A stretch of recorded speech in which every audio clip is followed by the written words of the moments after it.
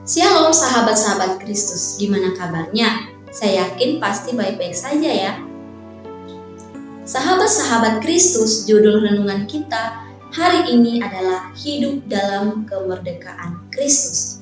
Kita akan baca ayatnya yang terdapat dalam Galatia 5 ayat 1. Firman Tuhan berkata demikian, supaya kita sungguh-sungguh merdeka, Kristus telah memerdekakan kita. Karena itu berdirilah teguh dan jangan mau lagi dikenakan hukum perhambaan. Sahabat-sahabat Kristus, kemerdekaan adalah hal yang sangat berharga bagi setiap manusia. Banyak orang berjuang untuk memperoleh kebebasan dalam berbagai aspek kehidupan, baik pribadi, sosial, maupun spiritual. Namun, dalam kehidupan rohani, kemerdekaan sejati hanya dapat kita peroleh di dalam Yesus Kristus.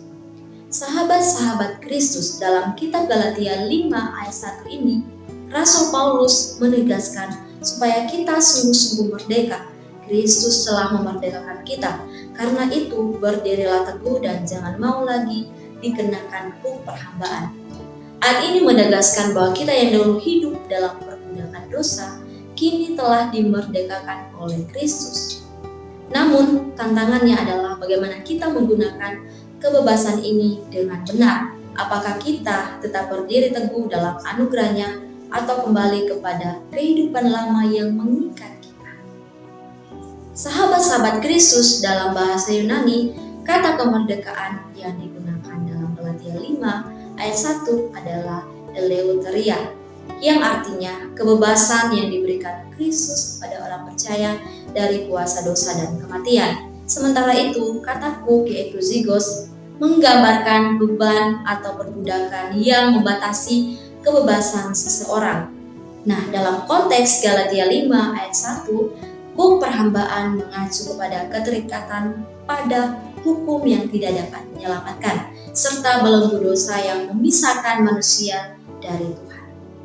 Sahabat-sahabat Kristus, Paulus menulis surat ini untuk menanggapi ajaran sesat yang berkembang di jemaat Galatia, di mana beberapa orang dari kelompok Yudais dan Kristen mengajarkan bahwa orang non-Yahudi harus menaati hukum Taurat, termasuk sunat, agar benar-benar diterima oleh Allah. Rasul Paulus dengan tegas menyatakan bahwa keselamatan hanya diperoleh melalui iman kepada Yesus Kristus, bukan melalui perbuatan hukum. Sahabat-sahabat Kristus, saat ini dunia menawarkan banyak godaan yang dapat menggoyahkan iman kita, seperti tekanan sosial, relativisme moral, serta pengaruh media yang dapat menjauhkan kita dari kebenaran.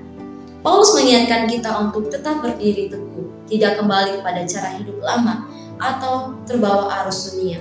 Sangat mudah bagi kita untuk terjerat kembali dalam belenggu dosa jika kita tidak sungguh-sungguh bertobat dan tetap berpegang teguh pada iman kepada Kristus. Sahabat-sahabat Kristus, bagaimana kita bisa mendapatkan kemerdekaan sejati tersebut? Tentunya hal ini memerlukan kesadaran dan penyerahan diri sepenuhnya kepada Tuhan, serta kita memiliki komitmen untuk hidup sesuai dengan kehendaknya.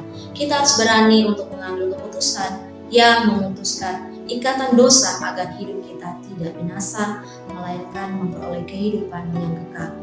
Proses ini memerlukan ketekunan dan kesabaran.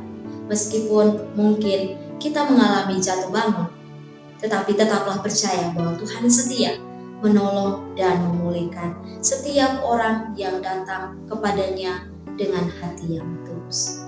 Sahabat-sahabat Kristus, demikian renungan kita hari ini. Mari kita bersatu di dalam doa. Tuhan Yesus, kami bersyukur atas kasih-Mu yang telah memberikan kami kemerdekaan, membebaskan kami dari belenggu dosa kami.